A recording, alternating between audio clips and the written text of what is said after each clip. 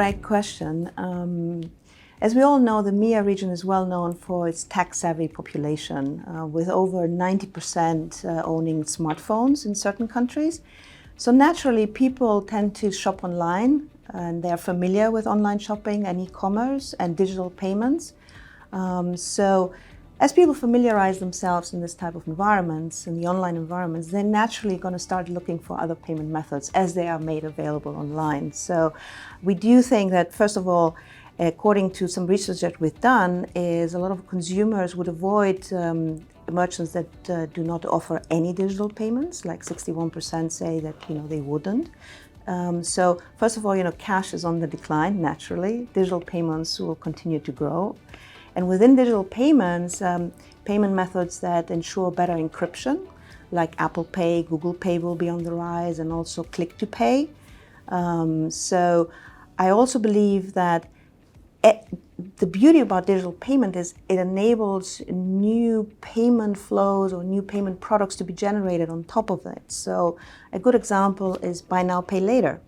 We've seen in Europe, for example, in certain merchant categories around fashion and clothing, buy now, pay later has taken up to 20% share of wallet in terms of payments being made in this particular industry. So we do foresee a similar growth in this region. So in response to these trends, which of course makes it easy for consumers to shop their favorite goods and amortize the payments over a period of time, at Mastercard, together with our partners, we're going to launch installments by the end of the year in the UAE and in Saudi Arabia, allowing consumers at any point of sale to create a buy now, pay later product together with our fintech partners or our banks in order to enable them to amortize their payments. So I think that would be one of the key trends.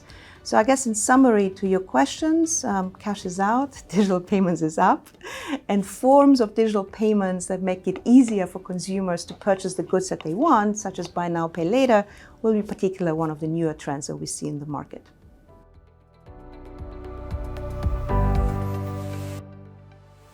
You're absolutely right in saying that there's many choices. We've seen Mastercard. We did a survey recently. 93% of consumers will use at least one payment method in the coming year. So, that curiosity of consumers moving on to other payment methods, they see that and they want to try new things. Obviously, so it might be confusing, but it's my firm belief, just as rainwater, when it comes on the ground, it naturally finds its path.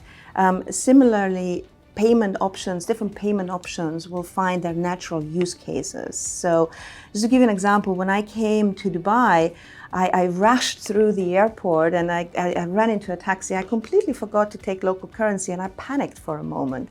And I asked the taxi driver politely, do you accept card payments? And she said, yes, we do. And I was relieved. So, I used my Mastercard. And it's really nice to know that wherever you go in the world, you can just pull out your Mastercard and you can just pay, right? Or what we've seen, for example, in the US, the rise of Venmo, which is an account-to-account wallet, where in order to pay your friend or anything you want to split, the bills. So this is the kind of payment use case for wallets, which has been very, very popular, particularly among the young audience. And similarly, for example, but you wouldn't use wallet payments to pay your rent, right? You would use direct debit, you would set up a direct debit or a bank payment to pay the rent. So I do believe that each payment option has different pros and cons, depending on when the money leaves your account, what fees associated with the payment methods. So there's a natural kind of affiliation of one payment towards one use case versus another. Having said that, I do think that with all the quick changes that are happening in the market, it tends to get a bit overwhelming sometimes for the customers. But what we've seen is apps nowadays have started adopting a kind of preset of payment options. So, for your taxi apps or your food delivery apps, you can preset your choices. So you don't have to think. So they make it easy for consumers to kind of avoid the last minute, oh, how should I pay with this presetting? In summary, yes, a lot of payment methods, which makes life easier for consumers, but at the same time also a lot of great choices and a lot of great methods to simplify consumers' lives.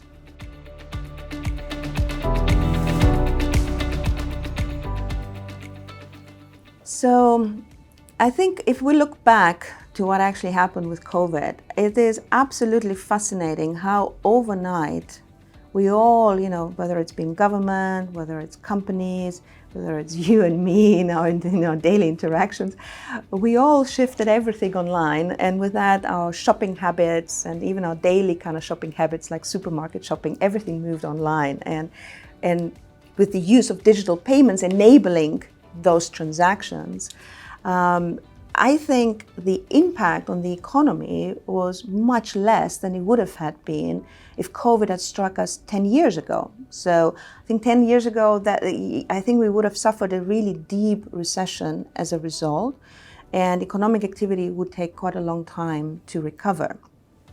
The other thing we learned about COVID and this whole era of digitalization is the companies who embraced this realized that actually their reach all of a sudden moved away from just being the neighborhood, the city. It became the country, and actually became across countries.